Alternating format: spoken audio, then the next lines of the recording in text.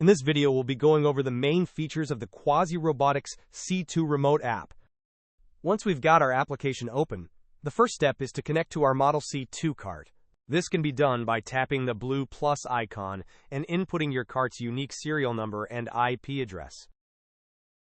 Or, for instant pairing, users can scan the QR code found in their cart settings directly from their app.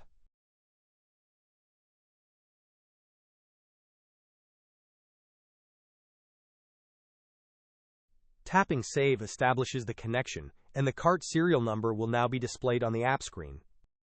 To control the C2 remotely, the user selects their desired cart. This pulls up a list of the cart's available Waypoint destinations, syncing in real time with any changes made on the physical cart. Selecting a waypoint sends the cart to that location. While it's navigating, the app displays key operating metrics as well as a remote emergency stop button.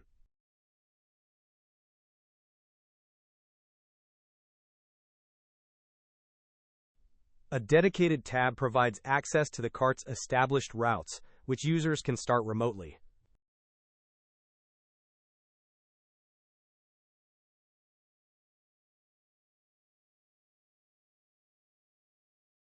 When a route is active, its status is shown here, while the Waypoints tab indicates the cart's next destination.